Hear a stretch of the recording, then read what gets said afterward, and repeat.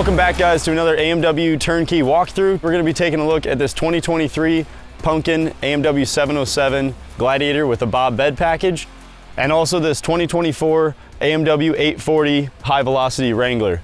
We are going to be taking a look at some of the differences between these two vehicles and the packages, and also the similarities that cross over and are used in both platforms to ensure consistency and reliability throughout all of our turnkey vehicles.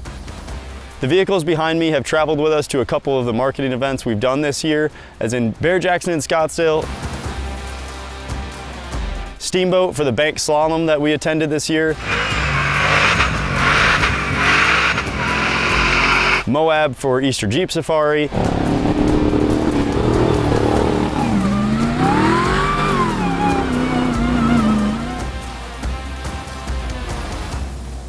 down to Bear-Jackson and Palm Beach,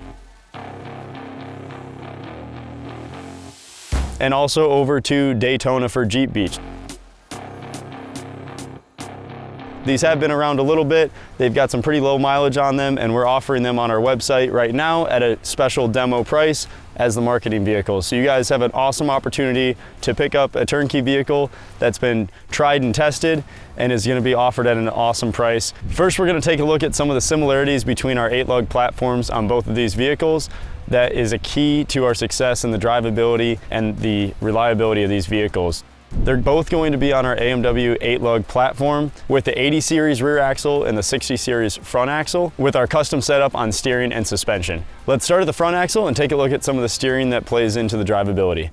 Taking a look at this Pumpkin 707 here, you can see that we've used our Steer Smarts 1.5 ton steering, tie rod, drag link, and our forged track bar up front, along with the PSE collaborated steering that we use.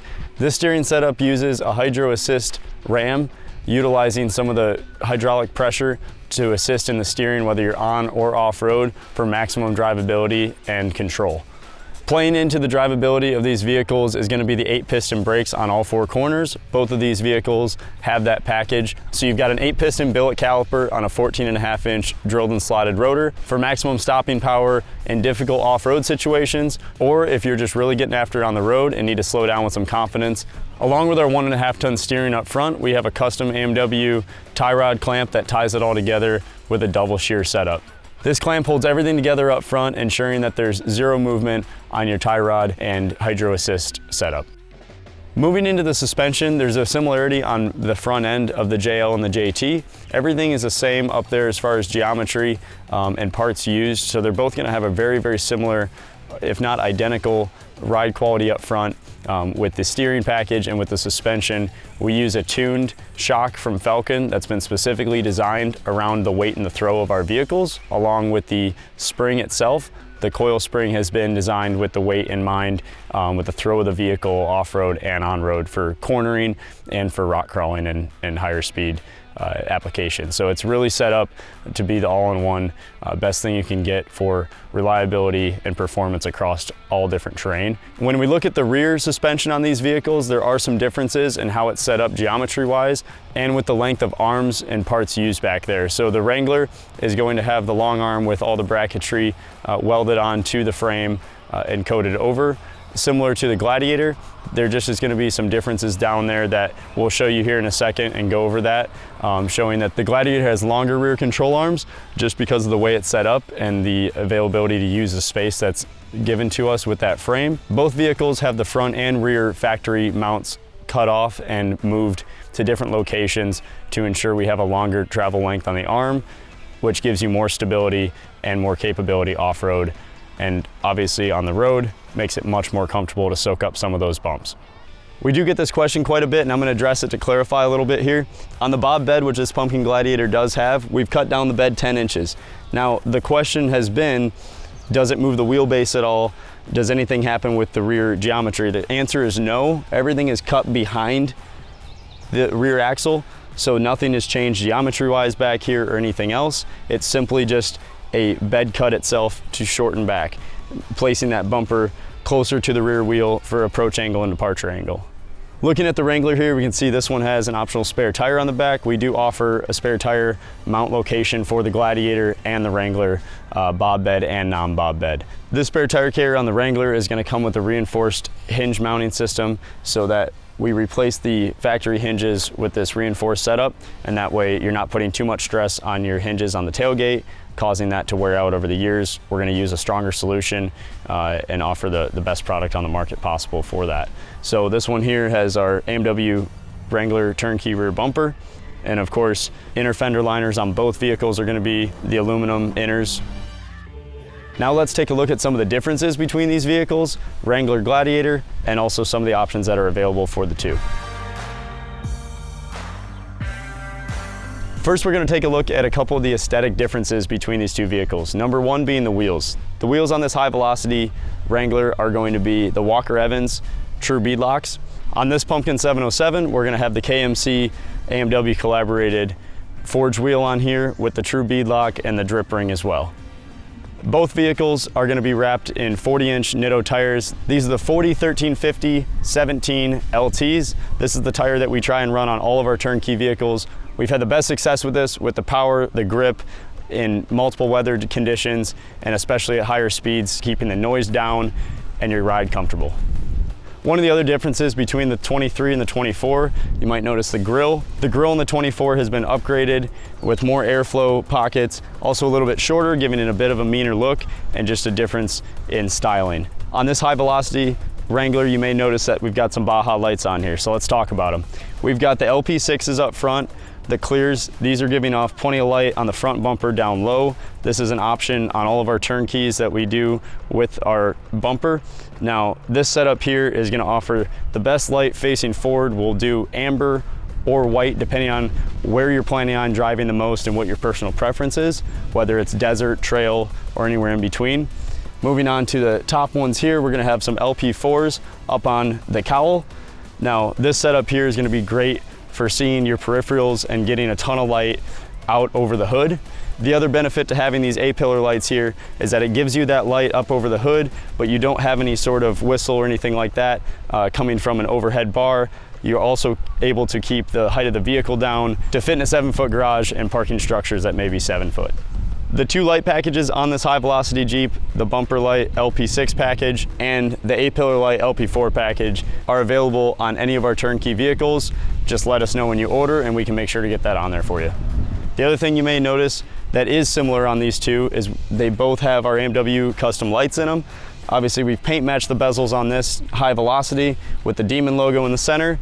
And on this one here, we're gonna have the AMW 707, the Hellcat logo in the center, and the pumpkin paint match in there as well. On both of the light packages on this vehicle, it's a 3-stage switch. You have a backlit, you have a high and a low setting for the lights. That's all run through our factory aux switches, or we can set it up to run through an S-Pod. If you choose to add more electrical components in the future, an S-Pod is definitely a great way to go to manage all your electronics.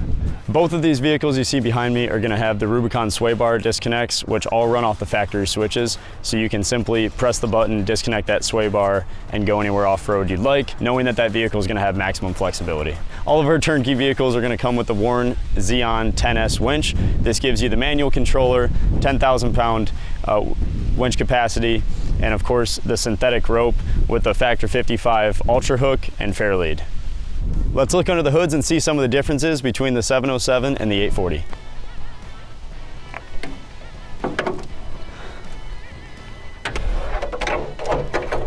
At first glance, these engine bays may look very similar, which is because the setup that we use and the orientation of all of the components in here stay very similar from the 707 to the 840. Now, the bigger differences are where you get into the transmission. The 8HP 75 here is used in the AMW 707, and the 8HP 95 is used in the AMW 840. Now, when it comes to the reason why those two different transmissions are used, we're running about 650 foot-pounds of torque through the Hellcat, the 707, and we're running about 770 foot-pounds of torque out of the Demon. On this AMW 707, you're gonna have a 6.2 liter block with the 2.4 liter supercharger.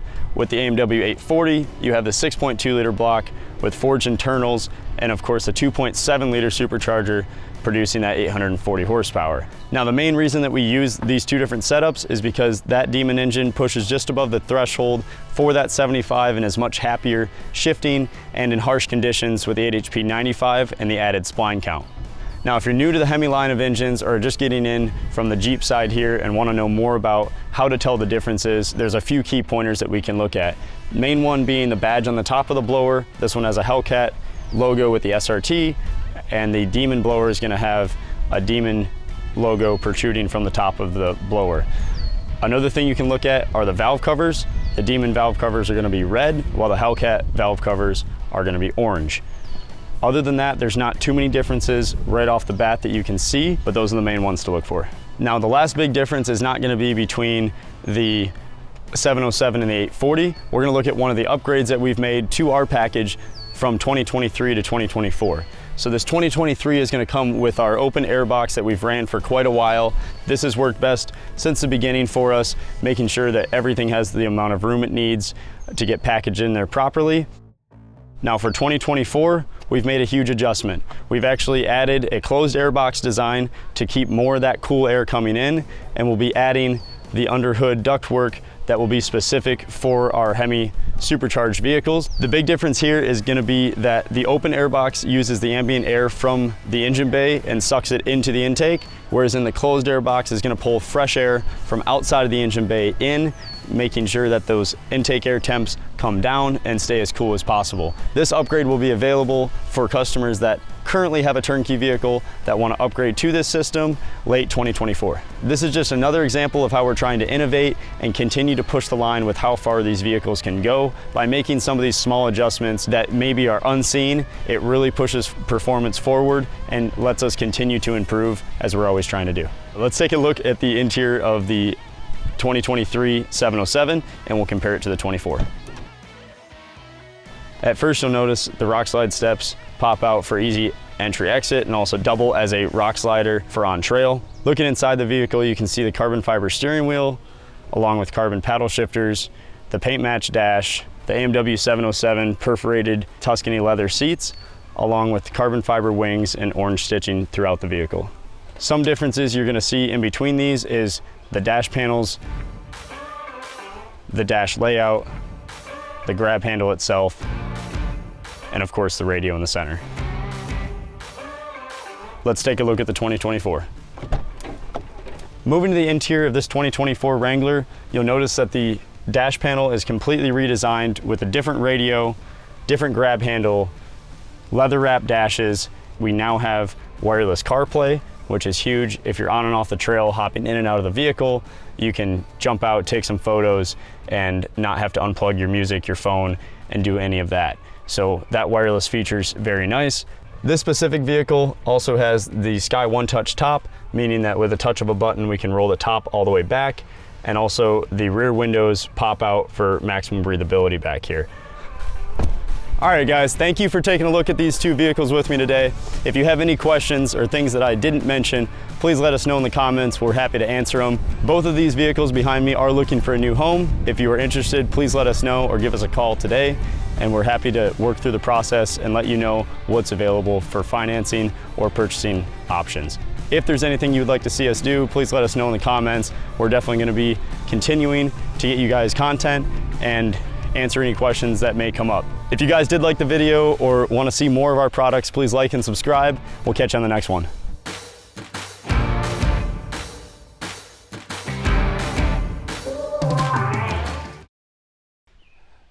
I see it.